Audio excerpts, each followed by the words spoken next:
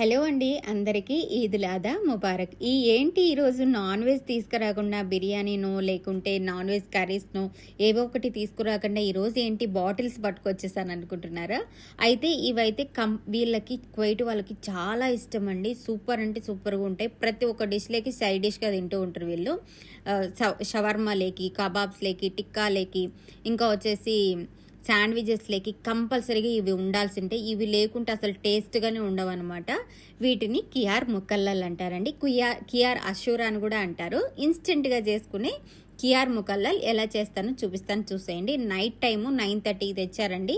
నేను అన్నీ క్లీన్ చేసి పెట్టేసుకొని 9:52 టైంలో మొత్తం ఇంకా రెడీ చేసి చేస్తున్నాను అనమాట. నైట్ అనమాట.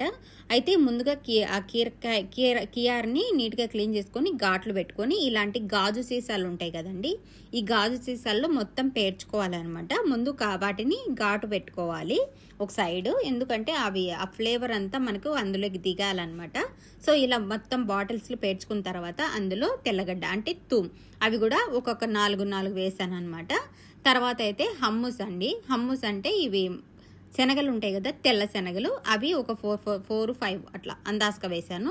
ఎండుమిర్చి ఫిల్ఫిల్ హార్ అనమాట, వీటిని కూడా 2 వేసాను. తర్వాత ఇష్బెంతి అంటే సోయాకు, అది కూడా 1 స్పూన్ అనమాట, నేను చేత్తోనే అందాజుగా వేసాను. తర్వాత రోజ్మేరీ, అది కూడా ఒక్కొక్క స్పూన్ వేయాలి. తర్వాత నానా అండి, నానా అంటే పుదీనా, ఎండబెట్టిన పుదీనా ఉంటారు కదా అది.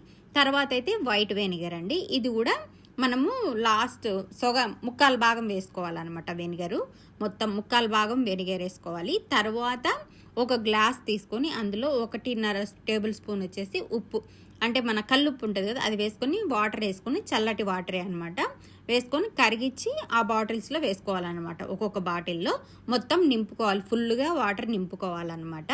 వీటిని డబల్ బాయిలింగ్ చేయాలండి మనము. చూసారా, మొత్తం నేను ఇలా కలుపుకొని వేసేస్తున్నాను.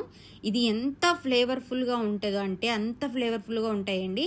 అసలు ఇవి చేసుకొని తిన్న వాళ్ళు ఇంకా బయట అసలు కొనరు, అవి తినరనమాట, అంత టేస్టీగా ఉంటాయి. నిజంగా నేనైతే బాగా తిన్నాను అనమాట, చాలా ఇష్టంగా. వీళ్ళ ఫుడ్లోకైతే ఎక్సలెంట్ ఉంటాయండి. పులుపు ఇష్టపడే వాళ్ళకి ఇది బాగా నచ్చుతుంది. చూసారా, వాటర్ వేసేసి నేను పొయ్యి మీద పెట్టేసి ఇలా అయితే ఒక 1/2 అవర్ అయితే కంపల్సరీగా ఉడికించాలండి. కలర్ చేంజ్ అవుతాయి మనకి, అంతే. చల్లార్చుకొని ఫ్రిడ్జ్లో పెట్టుకొని ఎప్పుడు కావాలంటే అప్పుడు తినేయడమే. Thank you, bye.